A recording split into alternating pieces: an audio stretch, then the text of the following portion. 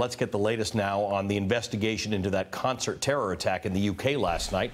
Joining me now from Manchester is Matt Bradley, who has been on this story through the day. Matt, we know that ISIS has taken responsibility, but their hand in this attack has not been verified yet.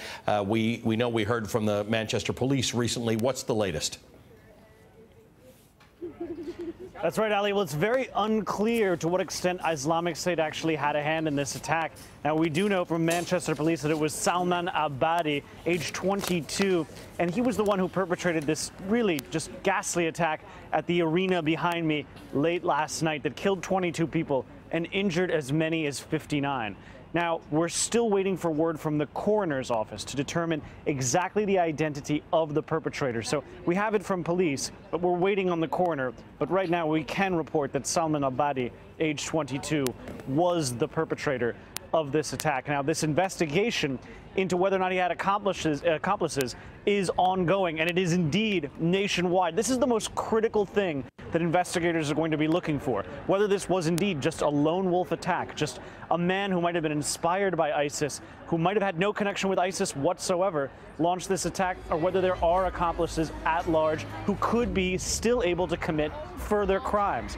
Now, there was a 23-year-old young man who was arrested in southwest Manchester just this morning, but it's not clear to what extent he was actually associated with this crime either. Remember that in March, and I know you remember this, Ali, there was an attack outside of Westminster Abbey near the Parliament building.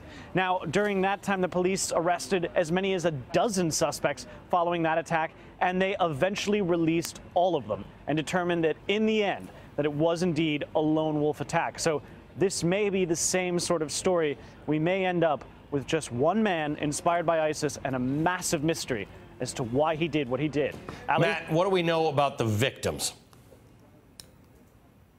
Well, we have 22 deaths and 59 injuries. Now, of course, this is an Ariana Grande concert, so we're talking about a group of people who skewed young, mostly young women. That's her fan base.